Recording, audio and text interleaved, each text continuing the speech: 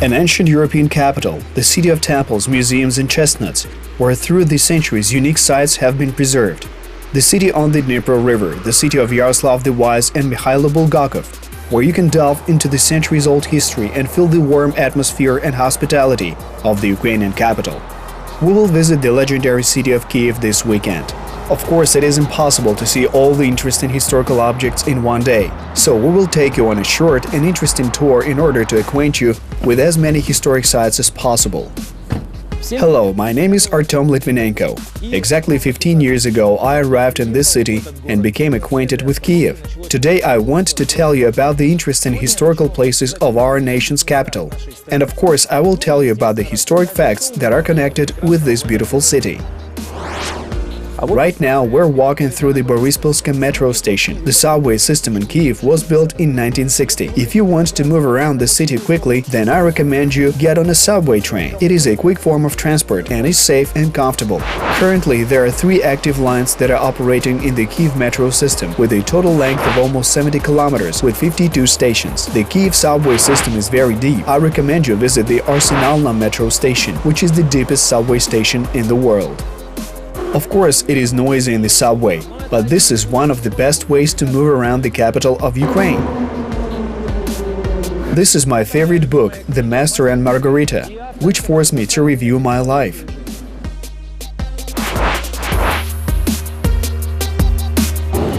Almost 30 minutes and we're in the city center. If we traveled by car with all the annoying traffic jams, it would have taken us considerably more time.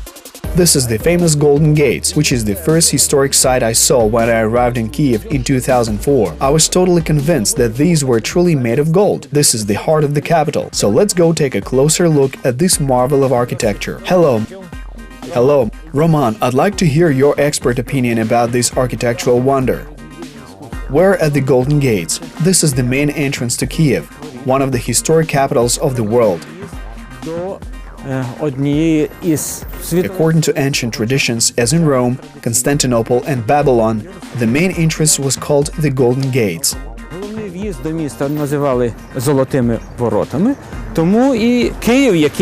this very reason, the leaders of Kiev also called the entrance to this capital of Ukraine the Golden Gates.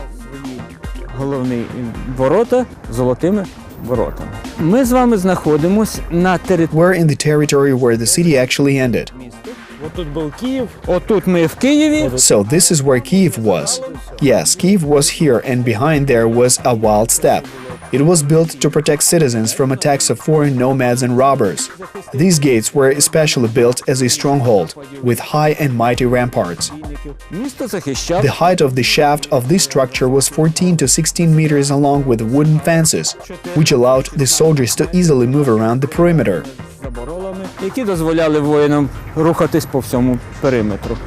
The so-called fences were the fighting grounds with wooden parapets and loopholes for archery, which allowed the soldiers to shoot at the enemy from above the city walls. The length was 3.5 kilometers. From here, they stretched along Yaroslav Wall Street to the Lviv Square, and in this direction to the intersection along the small basement to Independence Square. These were the grandiose defense walls, and these Golden Gates were considered impregnable at that time. These gates were very strong, so there were basically no cases registered that some wild band of enemies managed to take the Golden Gates by storm. Today, many foreign researchers believe that these ancient Rus defense systems were the most perfect in all of Europe in those days. And now I gladly invite you to see with your own eyes what is kept inside this museum. Inside the reconstructed pavilion of the Golden Gates is a fascinating museum dedicated to the history of construction, existence and reconstruction of the main gates of ancient Kiev. This is the original structure of the 11th century Western Wall, which is the external facade where you can see the imprint of the pass. This is an imprint of the external structures of the shaft. After all, the shaft was not just the earthen embankment. It was a complex engineering structure with a log cabin in the middle that was divided into individual cages 3 by 3 meters in size. The cages were clogged with tight ground. It turns out that these were such wooden structures that were tightly bound to each other. This is a lock construction. One beam was inserted through another beam and into the third cage, and these cages, 3 by 3 meters in size, were marked with black granite. The total thickness was 27 meters and 30 meters into the ground. So these grooves show us exactly where the beams were placed. Торці балок – це була фактично єдина стіна. This was the only wall and the only structure that could withstand vibrations from shelling and even an earthquake. І навіть землетрус. Кладка. The stone that is used here is made of granite and quartzite, which is the most durable stone that we have in nature. Тут застосований граніт і кварцит. Найміцніший камінь, який ми маємо в природі. Скажіть, Tell me please, what is the uniqueness of this building? по-перше, це найстаріша This is the oldest landmark of the art of military fortification in Eastern Europe. Європи. Вона мала багато функцій. Не тільки And you must understand that this was not only a defense structure in ancient times, but it was also the main entrance to Kiev, and today there is still a gate church above the Golden Gates. This is a very unique historic place. особливе місце також і в цьому плані. А тепер ми можемо подивитися. And here we can now see to what extent the internal lane differed from the external lane of the Golden Gates. Від зовнішньої кладки золотих воріт. Here's the outer stone wall, where you can clearly see that the lane is totally different. The ancient architects used the Byzantine masonry technique known as opus mixtum. On the way in front of the pylons, there are fragments of applications made also by the techniques used in the 11th century. Висота збереження. The height of the preserved walls is more than 8 meters. At the same time, there are 5 arches, because for architects it was easy to recreate them. And the highest pair of arches is 13.4 tenths of a meter. You can hear the history of the Golden Gates forever, but to feel the power of this building, you need to come here and see everything with your own eyes. People who work here will be happy to tell you everything about the history of this amazing architectural wonder. Andrew's Descent is a favorite place for foreign tourists and residents of Kiev, because every corner, every stone and every lantern is imbued with the spirit of this ancient city. Андреевский спуск, по сути, музей под открытым небом. Здесь очень много разных достопримечательностей. Andrew's Descent is an open-air museum. There are a lot of different attractions. Along Andrew's Descent, merchants of a whole variety of different souvenirs symbolizing the spirit of Ukraine, made by craftsmen, are up for sale. Ее можно использовать не только как символ. Here we can see a mace of the hetman, which is quite an interesting exhibit. Также, если вы были в Украине, можно купить футболочку. Тоже очень интересно. Here you can buy any souvenir to every taste, as long as you have the money to pay for it. На любой выбор. Kiev artists present their craft works on the open-air market along Andrew's Descent in Kiev. There, visitors have the chance to see very interesting works of art, and if you liked what you saw, then you can buy it. Also, in these buildings, along the street, there are art galleries, exhibitions, theaters, and creative workshops. Our guide wants to show us the mysterious house at number 13, where his favorite novelist once lived.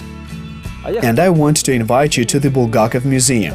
In this museum, there are many interesting exhibits that are definitely worth seeing.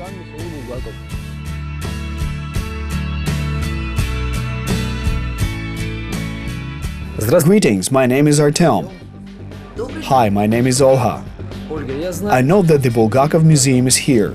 Did he really live and work here? Yes, it's true. Mykhailo Bulgakov lived here with his family for 13 years, from 1906 to 1990. And today in this house, there's the Mykhailo Bulgakov Museum, which this year is 30 years old. I invite you to come and see the exhibits. Great!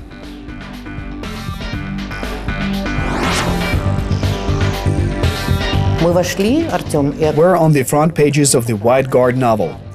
The address of this house is 13 Oleksievsky Descent. You probably noticed that there are 2 addresses on the building. This is December 1918, and there's always a blue twilight. On this street it is winter, and small snowflakes are falling and twinkling. It's a real opera like The Night Before Christmas. The Turbin family live here. Older brother Oleksiy, sister Olena, and the younger Mykola. And now I turn on the light. We're in building number 13 on Andreevsky descent. In 1906, the Bulgakov family lived here. A big, boisterous, friendly and very funny family. Mykhailo Bulgakov did not write in this house. He was a student and a doctor. He became a writer in Moscow, and there he wrote his first novel, The White Guard. Now we will go on a short tour through this house, but first notice that there are a lot of white objects here. Two parallel worlds coexist in this house. The first world is the world of the Bulgakov family, real people who lived here. All these memorial objects belong to them. And all the white objects represent the world of fiction, fantasy and literature in general. This was the world of Bulgakov's novel White Guard. The original idea of creating the house of two families, Bulgakov and Turbin, formed the general basis for the concept of creating the museum. The head of the museum's research sector, Kira Pitoeva-Leader, was the author of the Turbin's house concept. It was she who succeeded in combining two different spaces in the museum, which include the original items of the Bulgakov family and the illusory space of the Turbin family. Hundreds of enthusiasts helped come up with the idea of creating a museum. There are a lot of things that belong to the Bulgakov family: books, autographs, and original photos. All these artifacts were submitted to the museum by the relatives and friends of the writer. In general, the museum collection consists of more than 2,500 exhibits. Семья Булгаковых арендовала 7 комнат второго этажа. The Bulgakov family rented 7 rooms on the second floor of this house, and he lived for 13 years here. We were in 6 rooms, and the 7th room is right behind this wall. In order to see it, you need to come to the Bulgakov Museum and look into the looking glass. Behind his mirror in a white frame, there is a virtual mirror that hides a lot of secrets and mysteries. Оно нереальное, оно виртуальное, и скрывает оно очень много тайн и загадок. The museum staff tries hard to convince people that Mykhailo Bulgakov lived and worked for many years in Kiev and not in Moscow.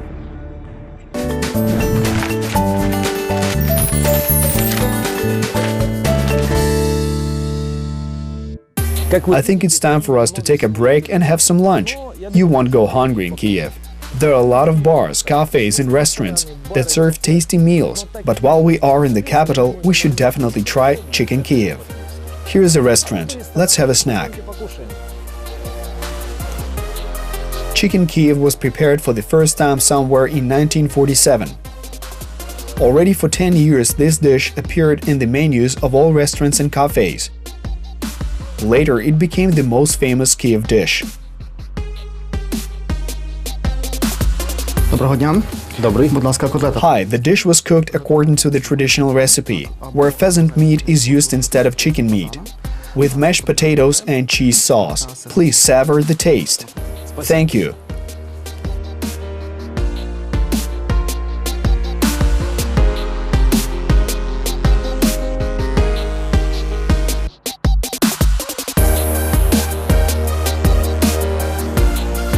It is truly succulent and tasty. Don't envy me.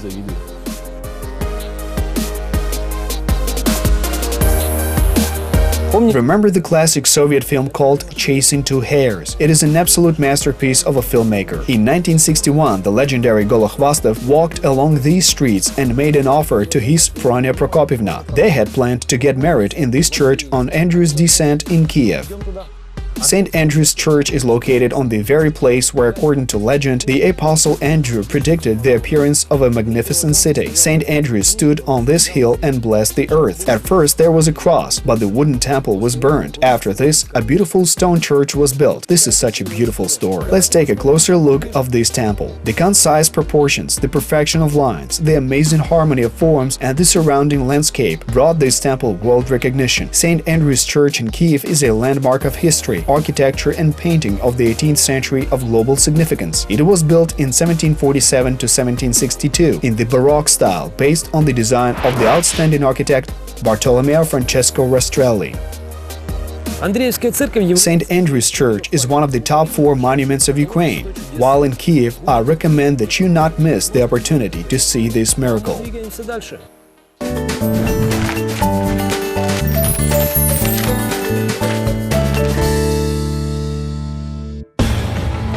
Kyiv at night is very beautiful, but do not forget before going for a stroll to find an apartment where you can spend the night. There are many hotels, hostels, or even apartments for rent. Well, if housing is not a problem, then we continue to walk further along the streets of Kiev. This is a very diverse city, and there are plenty of places to relax in different ways. I personally love karaoke bars because I truly enjoy singing, and you'll have to listen to me sing.